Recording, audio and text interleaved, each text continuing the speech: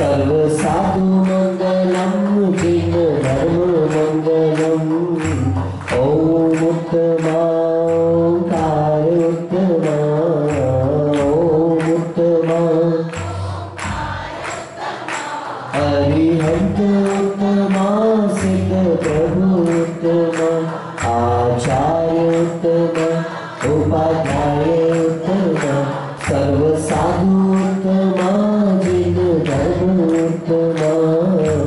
ओम शरणम ओंकार शरणम ओम शरणम ओंकार शरणम अरिहंत शरणम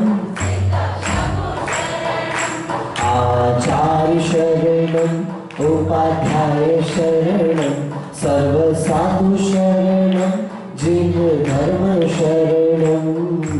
ओम को नमन ओम मंगलम ओम उत्तमा ओम शरणम ओंकार शरणम। पंच परमेश्वर भगवान की, मूलायक श्री एकहजार वृषभनाथ भगवान की, श्रवणोदय देवपुरी में विराजमान चैतन्य चमत्कारी चिंतामणि पार्श्वनाथ भगवान की, आचार्य भगवंत श्री समंत भद्र महाराज की, चारित्र चक्रवर्ती प्रथम आचार्य गुरु श्री शांति सर्वजनी महाराज की, परम पूज्य समाधि सम्राट अभीक्ष्ण ज्ञानोपयोगी वात्सल्य मूर्ति मम दीक्षा गुरुवर्य षष्ठम पट्टाधीश समाधिस्थ आचार्य भगवान अभिनंदन सागर जी महाराज की, परम पूज्य राष्ट्रगुरु आचार्य रेण सागर जी महाराज की, परम पूज्य वर्तमान सप्तम पट्टाचार्य श्री अनेकांत सागर जी महाराज की, समाधिस्थ आचार्य निजानंद सागर जी महाराज की, अहिंसा परमो धर्म की, द्वादशांक चिन्मणि माता की, प्रखर वक्ता और हृदय सम्राट आचार्य भगवान श्री अनुभव सागर जी गुरुदेव की जयकार गुरुदेव का। किसी चिंतक ने कहा है, success is getting what you like and happiness is liking what you get. बहुत प्यारी सी पंक्तियां हैं, एक प्रकार से हम अपने लिए आदर्श इन पंक्तियों को मान के चलते हैं। सफलता हम जिसे चाहते हैं, जिसे प्राप्त करना चाहते हैं, उसे पा लेने का नाम सफलता है। किंतु संतुष्टि और खुशी चाहने वाली वस्तु को पाने में नहीं, किंतु जो प्राप्त है उसको, जैसा आपको पहले कहा था कि जो प्राप्त है उसको पर्याप्त मान करके जो संतुष्ट हो जाता है, उस व्यक्ति को खुशियां ढूंढने की आवश्यकता नहीं पड़ती। जब पहली बार आचार्य श्री के चरणों में गया था तो मैंने पहला प्रश्न ही आचार्य श्री से यही किया था। बहुत मुश्किल से मुझे थोड़ा सा समय मिल पाया था। 5 दिन लगातार भागने दौड़ने के बाद कुछ 2-3 मिनट का समय मिला तो मैंने आचार्य श्री से यही प्रश्न किया था कि भगवान, I have all the accessories, मेरे पास बाइक है, चाहूँ तो पिताजी कार भी पहुंचा सकते हैं, अलग से मुझे सारे दोस्तों क्या कहते हैं उसको कोलैबोरेशन में रहते थे, डिस्ट्रीब्यूशन के साथ 4-4 लड़के रहते थे, हमको सेपरेट सुविधा पिताजी ने दी थी, सारी सुविधाएं। तब मोबाइल बहुत डिफिकल्ट चीज़ें हुआ करती थी, नया नया आया था, सन 2000-2001 की बात है। अच्छा जी, मेरे पास ये भी है, पर जो चेहरे पर आपके खुशी है, जो आपके चेहरे पर मुस्कुराहट है, वो हमारे पास क्यों नहीं है? जरा जरा सी बातों से हमारा मन अप्रसन्न हो जाता है, जरा जरा सी बातों से हमारे मन में अप्रशस्तता आ जाती है, ऐसा क्यों है? तो आचार्य महाराज बड़े प्रसन्न हुए, बोले ये प्रश्न बहुत अच्छा है। तब उन्होंने इंग्लिश में ही एक श्रुति कही थी हमारे सामने, A foolish seeks happiness in distance, but a wise goes under his feet. जो मूर्ख व्यक्ति होता है वो दूसरों में खुशियां ढूंढता है, और जो बुद्धिमान व्यक्ति होता है, विवेकवान व्यक्ति होता है, समझदार व्यक्ति होता है, वो दूसरों में खुशियां नहीं ढूंढता। वो जानता है खुशियां दूसरों में नहीं किंतु मेरे अंदर है, मैं खुद ही खुशी का खजाना हूं, मुझे कहीं ढूंढने की आवश्यकता नहीं।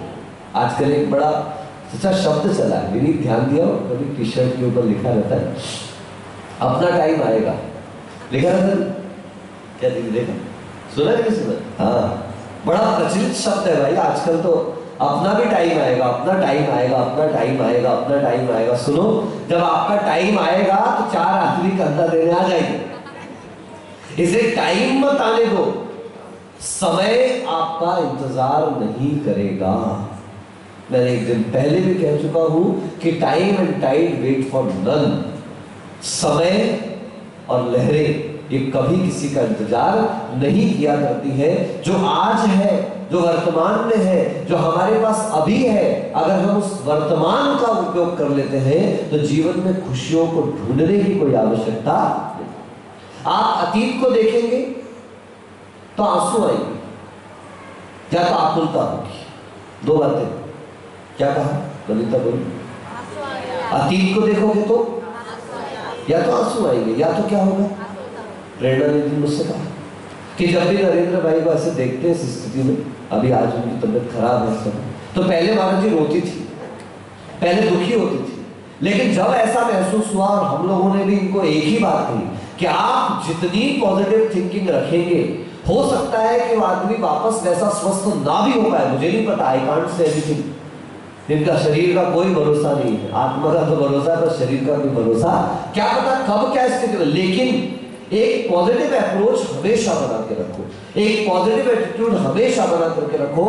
शरीर ठीक होता है या नहीं होता है, लेकिन मन मस्तिष्क अगर ठिकाने पर है तो बीमार शरीर में भी एक स्वस्थ व्यक्ति आराम से अपनी चर्या का निर्वाह कर सकता है। हो सकता है हम घंटों बैठ के भी सामायिक नहीं कर पा रहे, हो सकता है इनके साथ बैठ के भी प्रतिक्रमण नहीं कर पा रहे, लेकिन उसके बावजूद भी हारे नहीं है, घबराए नहीं है। और हारे और घबराए नहीं हो यानी जीते आप ही हो। किसको परेशानी नहीं आती? आप उठा लो, इतिहास उठा के देख लो, क्या पार्श्वनाथ को उत्सर्ग नहीं हुआ है? क्या महावीर को हुंडा उत्सर्ग काल के कारण तीर्थंकरों पर भी उत्सर्ग हो गए? लेकिन उसके बावजूद भी इन लोगों ने उपसर्ग की ओर दृष्टि नहीं रखी, उस उपसर्ग को भी सीढ़ी बना लिया। क्या बना लिया? इंग्लिश में 2 शब्द है, स्टेपिंग स्टोन, बोलिए, और स्टॉपिंग स्टोन। देखो एक अक्षर के चेंज किया है बस, ई की जगह ओ कर दो या ओ की जगह ई कर दो। स्टॉपिंग स्टोन, ऐसा पत्थर जो आपको रोक रहा है। स्टेपिंग स्टोन, जिस पत्थर पर पैर रख के आप ऊपर जा सकते हैं। जीवन में कई ऐसे मौके आएंगे, जीवन में कई ऐसे अवसर आएंगे जो आपको रोकने के लिए भी तैयार होंगे, मगर आपकी दृष्टि निर्मल है तो आप अपनी दृष्टि के प्रभाव से, अपने श्रद्धा, अपने विश्वास, अपने आत्मविश्वास से उस स्टॉपिंग को स्टेपिंग बना सकते हैं। क्या बना सकते हैं प्रियांश? हाँ, इनको बताना जरूरी है, ये तो डायलॉग में भी डाल देंगे एक पूरा का पूरा उठा के, डायलॉग पे डायलॉग मारते हैं भाई, गजब हो गया। स्टेपिंग स्टोन बना देते। वो दोनों भाई थे जैन आगम में निष्णात, व्यवहारिक ज्ञान में निष्णात, लौकिक ज्ञान में निष्णात, लेकिन जिस समय उनका साम्राज्य, जब जिस समय इनका जन्म हुआ, ये शिक्षा अध्ययन कर रहे थे, तब पूरे भारत में बौद्ध धर्म का प्रचार चल रहा है। तो अगर आप किसी को जानना चाहते, किसी से विरोध में भी खड़े होना चाहते हैं, तो आपको पहले उसके वीक पॉइंट्स को जानना होगा, उसकी शिक्षाओं को जानना होगा। अगर आप शत्रु के गुण दुर्गुण नहीं जानते हैं तो आप उस पर समीचीन तरीके से विजय प्राप्त नहीं कर सकते हैं। तो इन दोनों ने निश्चय किया कि जहां पर बौद्ध शिक्षा मिलती है वहां पर जाकर के शिक्षा अध्ययन करेंगे। और दोनों भाई चले गए, अध्ययन प्रारंभ हुआ और एक दिन एक दुर्घटना घट गई। कहते ना हमेशा हमेशा अपनी होशियारी को अपने कब्जे में रखना चाहिए। क्या कहा? सब महाराज सुन रहे हैं? बहुत ज्ञान है आपके पास, अपने पास रखें। ये कथा इस बात का प्रमाण है कि मुझे आता है तो मैं बोलूं, ये कोई जरूरी बात नहीं है। मुझे ज्ञान है इसलिए मैं उपदेश दूं ही, ये कोई आवश्यक बात नहीं है। जब दीक्षा लेते हैं मुनिराज, तब मंच पर खड़े होकर कपड़े फेंकते हैं और कहते हैं आत्म साधना के लिए इस मार्ग पर बढ़ रहा हूं। और क्या पता 2-4 8 दिन बाद, 2-4 महीने बाद क्या हो जाता है। अब साधना वादना एक तरफ, अब प्रवचन चालू हो जाते हैं, अब उपदेश चालू हो जाते हैं, अब बैठा बैठा कर लोगों को सिखाना समझाना चालू हो जाता है। हमने इसके लिए दीक्षा ली या दी नहीं है। मैं तो समझता हूं ये महाराज बड़े सौभाग्यशाली, हमारे वैराग्य सागर जी बहुत कहते हैं वैसे, हम तो पुण्यशाली है, सुन रहे हैं, आराम से अपने ध्यान करते हैं, आराम से अपनी साधना करते हैं। जब अलग रहते थे तो पूरा दिन मेहनत करनी पड़ती थी। और याद रखें अश्विन, जान लेना ये बात, आप भले कितनी मुनियों के ऊपर श्रद्धा रखें, मगर अगर साधु को प्रवचन करते ढंग से नहीं आता है, अगर उनका स्वाध्याय प्रौढ़ नहीं है या चर्या में थोड़ा बहुत भी ऊपर नीचे है, श्रावक धीरे धीरे खुद कन्नी काटने लगता है। मैं इसको पक्षपात नहीं कहता, पर ऐसा सामान्यता होता है और व्यक्ति व्यक्ति का अपना अपना पुण्य भी हुआ करता है। तो हम तो यही सोचते हैं, हमारा दुर्भाग्य है जो हम बड़े बन गए। आज चाह रहे थे कि रेस्ट करें, लेकिन जब ये विचार किया इतने सारे लोग सुनने के लिए आए हैं, इतने सारे लोग श्रवण करने के लिए आए हैं, तो आपके ऊपर दया भाव करुणा भाव करके एक बार तो मनवानी चलते ही है और आकर के बैठे चालू कर दिया। अगर आज इनकी जगह होता तो मैं भी आराम कर रहा होता, मैं भी विश्राम कर रहा होता, स्वास्थ्य लाभ ले रहा होता, लेकिन नहीं। अगर आप किसी पद पर आते हैं तो पद के साथ बहुत सारी जिम्मेदारियां भी आपके पास आया करती। बहुत संघ में देखा, जब संघों में रहे, बहुत अच्छी साधना करी है, बहुत लंबे लंबे, आपको बताएं कुंडलपुर में हम लोग 12-12 घंटे ध्यान में बैठते थे। कितनी देर? 12 घंटे। क्या मानते हो आप? क्योंकि आराम था, कोई विकल्प नहीं था, कोई बोलने वाला नहीं है, कोई पूछने वाला नहीं है, दर्शन करने कोई आया तो ठीक, हमें क्या करना। और सब कमरे के बाहर पहले से एक टेबल लगा के रखी थी, और एक बार हमारे गुरु ने कह दिया आपको बात नहीं करनी है तो जबान कट जाए, गर्दन कट जाए, लेकिन गुरु की आज्ञा कभी भंग नहीं की हम लोगों ने आज तक के। और एक बार भंग करी थी, उसका परिणाम भी आप लोग जानते हैं। इसलिए बंधु, गुरु आज्ञा से बड़ी कोई बड़ी चीज नहीं हुआ करती। कल रात्रि में जब स्वास्थ्य खराब था, कुछ भैया लोग मेरे पास बैठे थे और उनके पास व्हाट्सएप या फेसबुक पर एक वीडियो आया। कल शिक्षक दिवस था। पूज्य आचार्य भगवंत विद्यासागर जी महाराज इस समय प्रतिभा स्थली जबलपुर में विराजमान है, और आचार्य श्री का एक बहुआयामी प्रोजेक्ट है वो, जिसमें उन्होंने कन्या शिक्षा को बहुत ऊंचाई देने का प्रयास कर रहे हैं और कई प्रकार की एक्टिविटीज के साथ अपनी बच्चियों को, समाज की बच्चियों, ये कोई अनाथ आश्रम नहीं है, ये कोई दान दातार वाला काम नहीं है। यहाँ पर वही बच्चियां पढ़ेंगी जिनका एग्जामिनेशन से सिलेक्शन हुआ है और फीस आदि का पेमेंट कर सकते हैं, तो शिक्षा की वैल्यू रहती है।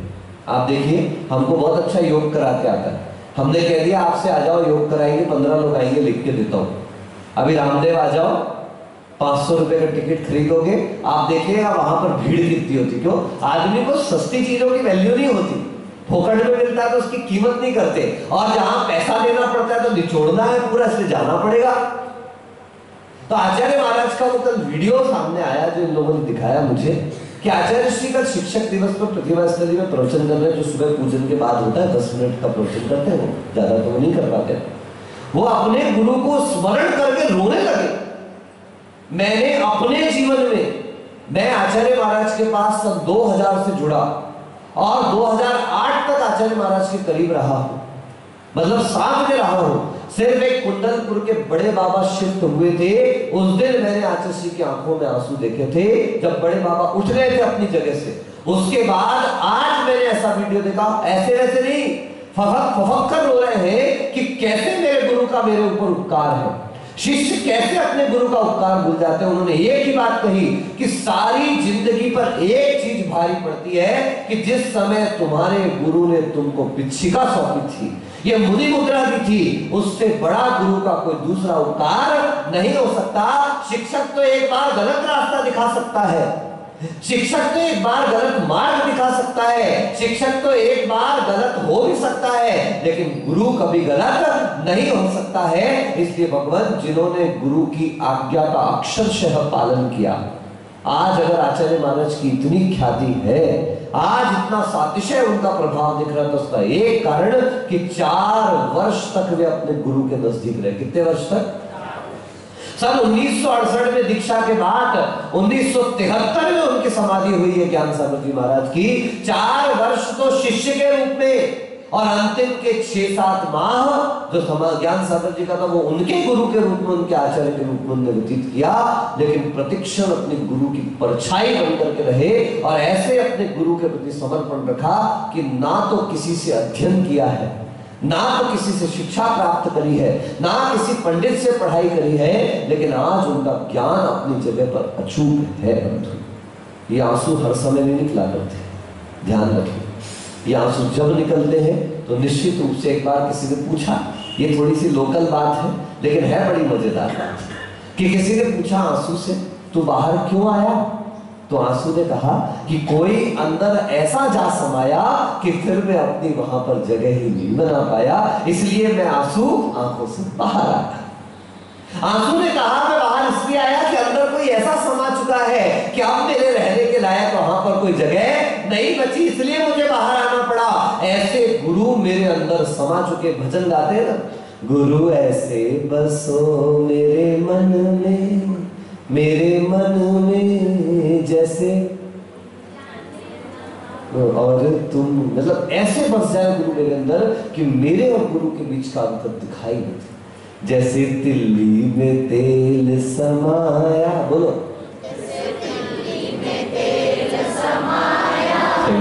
चौदस्ती, यही बनवा देना, शिव भोजन बनवा दे, बेचारे घर तक भी जा पाएंगे कि नहीं जा पाएंगे।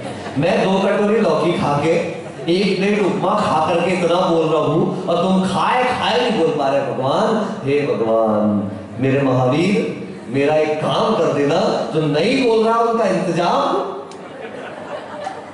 और जैसे तिल्ली में तेल समाया, बोलो जैसे तिल्ली में तेल समाया, तिल्ली पीसी तो तेल निकल आया, टाइम ज्यादा नहीं, भूख लग रही है ना, लग रही बता रहे हैं, खाने की इच्छा नहीं, भूख तो लग रही है। हमने पूछा भैया आशीष से, कल बहुत देर तक बैठे रहे वहां, 11, साढ़े 11 बज गया था, चौका भी था इनका, तो मैंने पूछा भैया भूख तो नहीं लग रही? अरे नहीं महाराज जी, बिल्कुल राइट साइड में झूठ बोलता है, मेरे को भूख लग रही, तेरे को भूख नहीं लग रही होगी। पर महाराज जी आप तो एक बार खाते हो। तो मैंने कहा उल्टा है भाई, एक बार खाने वाले को भूख कम लगती है और बार बार खाने वाले को, जिसको भूख ज्यादा लगती है वो ज्यादा खाता है, जिसको भूख कम लगती है वो गलतफहमी मत रहना कि एक बार खाते तो भूखेड़े बैठे रहते होंगे। ये तुम लोग भूखे, इधर से गए उधर, उधर से गए उधर, सुबह हुई तो कुछ, दोपहर हुई तो कुछ, दिन भर चलते ही रहते। अभी यहां से भी निकलते निकलते वो, कल तो मेरे बड़े बड़े एक अंकल को देख लिया कि अपनी पत्नी के यहाँ से डिब्बा लिया तो उसमें चटक थी, चटक चबा के निकलने लगे। मैंने कहा धन्य, अभी भी बैठे यहाँ पे, बोलूंगा नहीं, देखो सौंदर्य देखने लगे।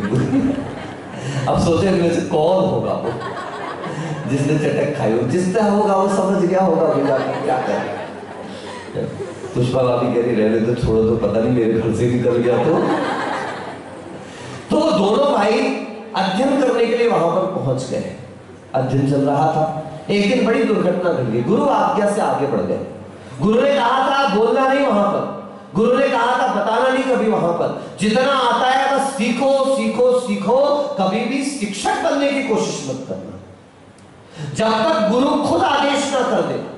याद रखना, अष्टपाहुड़ ग्रंथ में महाराज जी, अष्टपाहुड़ में एक स्थान पर शुद्ध सागर सूरी ने लिखा कि जो अपने गुरु के होते हुए गुरु आज्ञा के बिना उपदेश करता है उसे चांडाल की संज्ञा दी गई। क्या हो, गुरु आज्ञा के बिना, गुरु ने नहीं कहा और आप अपनी मर्जी से उपदेश, धर्मोपदेश चालू कर दिया आपने, पढ़ाने लगे, लिखाने लगे, शिक्षा देने लगे, बच्चे बैठा लो, बड़े बैठा लो, महिला बैठा लो, आदमी बैठा लो। अरे यार कुछ तो करें, आपके पास करने बहुत है, पहले अपने आवश्यक पूर्ण कर लो, आप सीख जाओ। जब अब पहली बार हुआ हमारे साथ, हमको तो मौन दे दिया था दीक्षा के बाद ही, पहली संध्या को ही मौन हो गया था हम लोगों का, तो एक साल को सबको मौन दे दिया गया था पूरे संघ। हाँ साहब, 1 साल तक पूरे संघ का मौन, 25 दीक्षाएं हुई थी, 25 के 25 साधुओं का अखंड मौन।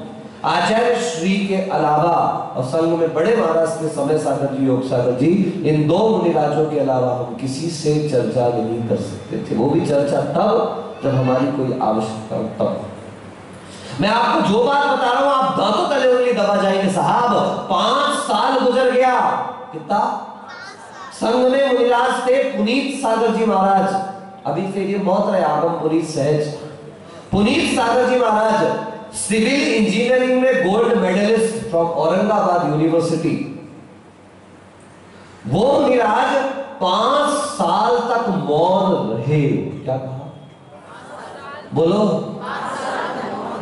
जब हमने उनसे कई बार कहा, कोई जवाब नहीं देते थे। एक बार हम लोगों ने आचार्य से कह दिया, क्योंकि उनकी तबीयत खराब हो रही थी बहुत ज्यादा, तो आचार्य से कहा, आचार्य वो तो मौन खोला नहीं। बोले अच्छा? बोले हाँ। तो सारे संघ के सामने आचार्य ने उनसे पूछा, क्या बात पुनीत सागर जी, 5 साल गुजर गए आपका मौन ही नहीं खुल रहा है? क्योंकि आचार्य से तो बोलते थे तो उनको पता चलता नहीं था।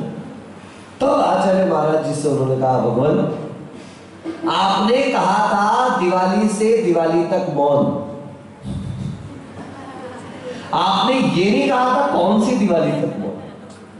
जब आपने हमें वापस बात करने कहा ही नहीं है, और जब हम सोचो सिविल इंजीनियर, अंग्रेजी भाषा पर पकड़, मराठी भाषा पर पकड़, कन्नड़ भाषा पे पकड़, हिंदी भाषा पे पकड़, गोल्ड मेडलिस्ट होने के कारण उसका इंटेलेक्चुअल इतना जबरदस्त था पुनीत सागर का, और लेकिन उसके बावजूद भी 5 साल तक वो साधक मौन रहा।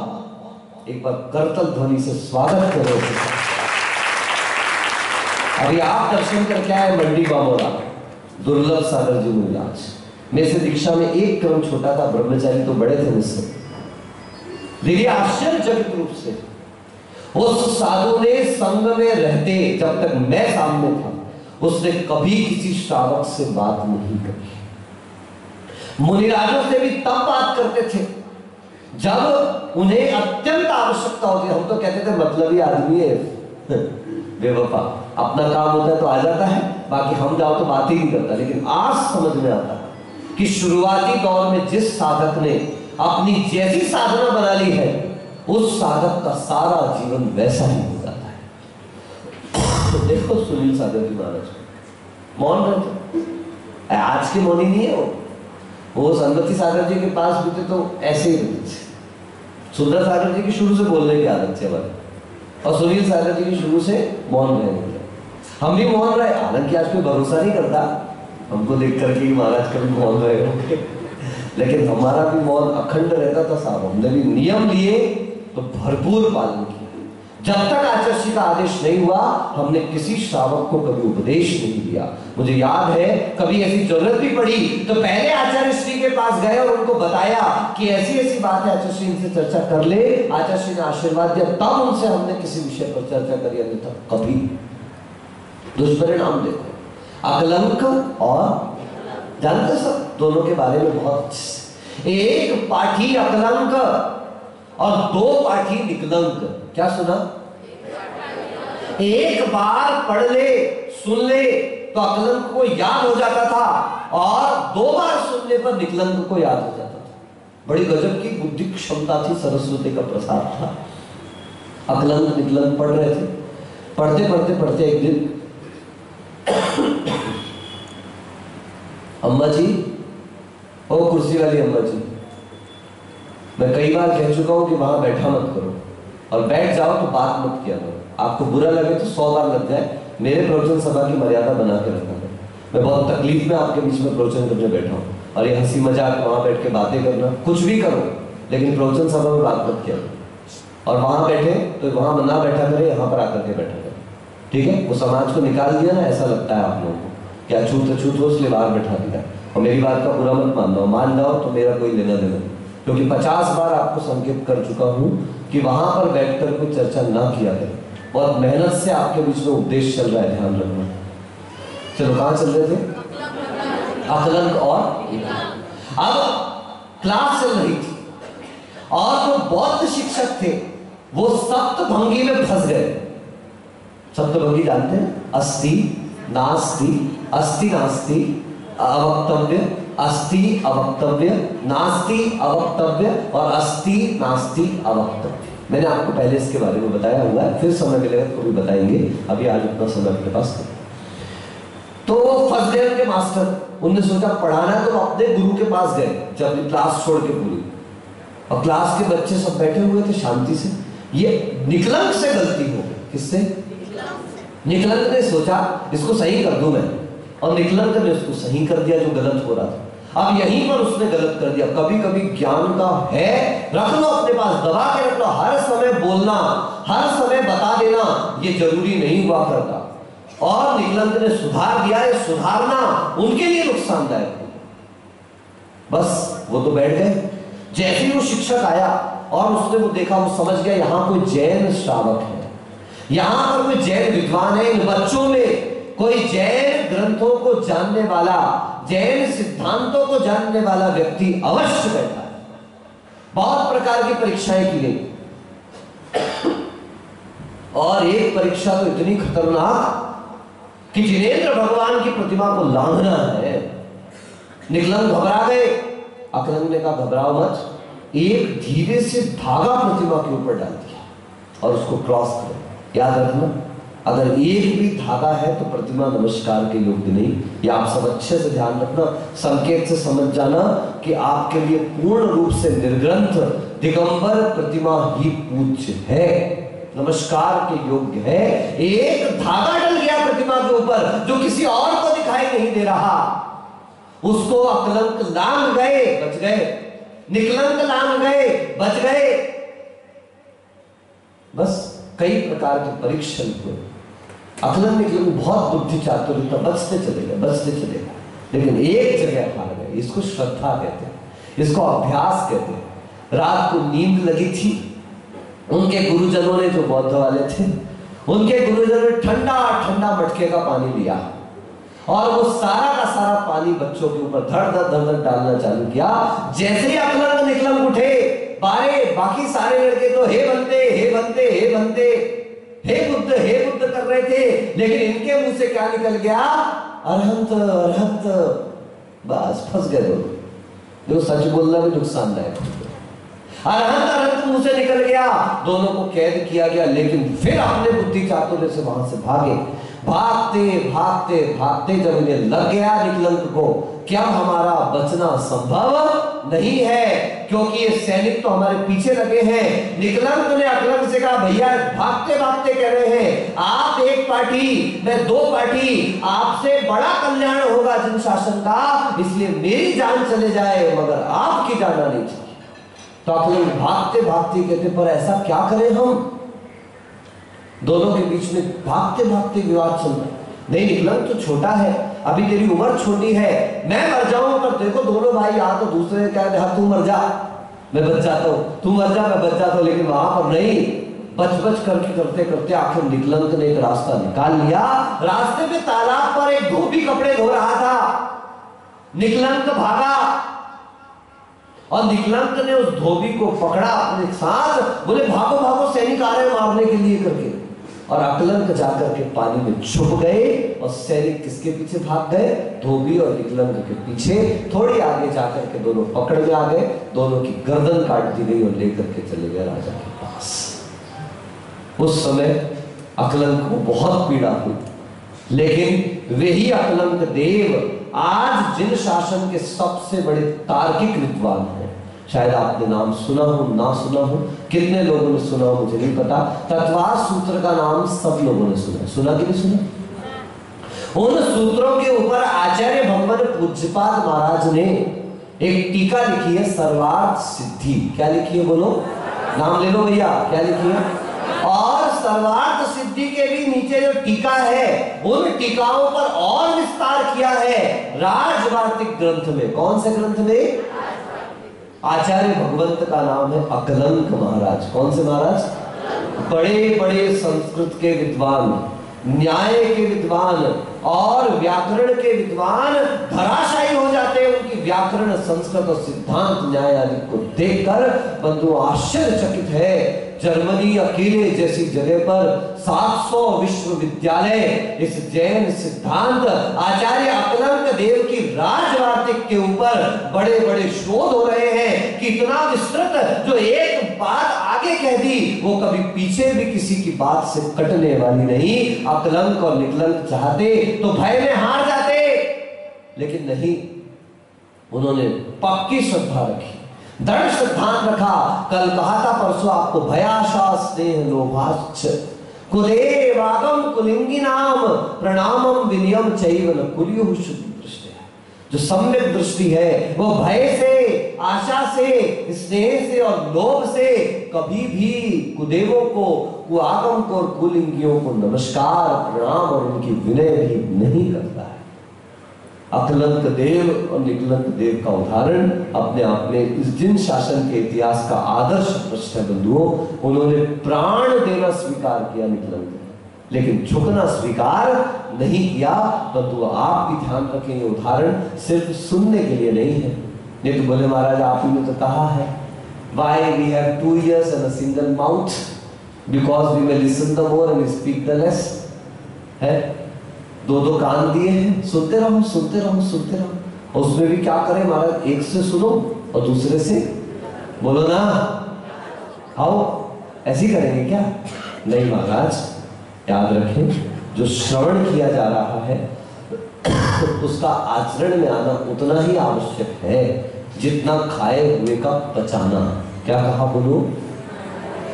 जितना खाए हुए का पचाना आवश्यक है उतना ही सुने हुए का आचरण में उतर करके आना आवश्यक है। अगर आचरण में उतर करके नहीं आया तो ये सुना हुआ भी धीरे धीरे क्या करने लगेगा, अपच करने लगेगा। फिर दूसरे को सुनाने का मन होगा, बस दूसरे को बता दूं, दूसरे को पकड़ लूं, दूसरे को सुना दूं, बस खुद में नहीं उतरेगा, खुद का परिवर्तन नहीं होगा।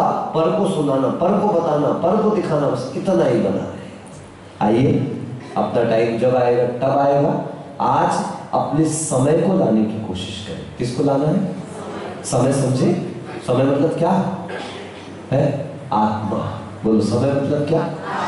एक बार समय आ गया, एक बार समय समझ में आ गया, एक बार समय पकड़ में आ गया तो याद रखना कि समय समय में आ गया, यानी आत्मा अपनी आत्मा में समा गई। और जिस दिन ये कार्य संपन्न हो गया बंधु, ये सारा श्रवण हमारा सार्थक हो जाएगा।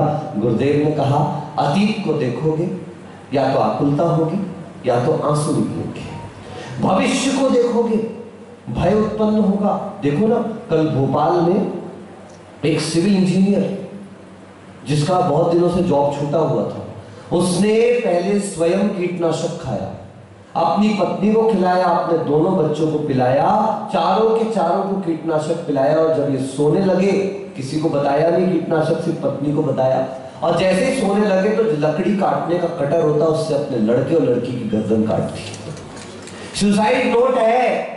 भूख, भविष्य, बेरोजगारी, बच्चों के लिए कोई सेविंग नहीं करी, इन सारी बातों से डर करके और मैं ये कदम उठा रहा हूं।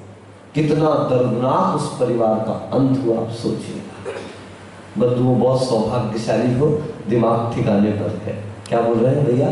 सुन रहे हैं? क्या बांसुर वाले हैं? दिमाग कहां पर है? सबसे इंपॉर्टेंट है दिमाग सही जगह पर रहे, और वो तब रहेगा जब अतीत और भविष्य को छोड़कर आप सिर्फ और सिर्फ अपने प्रेजेंट पर देखोगे। क्या बोलता है? बोलो, किसको देखना है? बहुत गुरुदेव के बड़े अच्छे अच्छे सूत्र रहते हैं साहब। अतीत से सीखो, बोलो अच्छे से बोलो, आखिरी बात है। भविष्य को देखो, वर्तमान में चलो। जो अतीत से सीखेगा वो गलतियों से बचेगा, भविष्य को देखेगा वो बहुत अच्छे मार्ग पर जाने वाला। लेकिन चलना कहां पड़ेगा? You will have to walk in just present. अगर आप वर्तमान में चल रहे हैं तो आपके अतीत का भी मूल्य है और आपका भविष्य तो मूल्यवान होना है। और वर्तमान के महत्व को नहीं समझ पाए, आप क्या वर्तमान के महत्व को समझोगे? अगर प्रभु वर्तमान के महत्व को समझना है तो सबसे पहले वर्तमान के महत्व को समझे। राजेंद्र भैया को पहुंचे 3 मिनट हो चुका है, इसलिए बेचारे क्यों परेशान हो। यहीं पर अपनी बात समाप्त करते बोले गुरु और आचार्य श्री अभिनंदन सागर मुनि महाराज जी की। बोले भगवत आचार्य अनुभव सागर जी गुरुदेव की जयकारा, गुरुदेव का। महानुभाव, गुरुदेव की अस्वस्थता के बावजूद भी इस ज्ञानामृत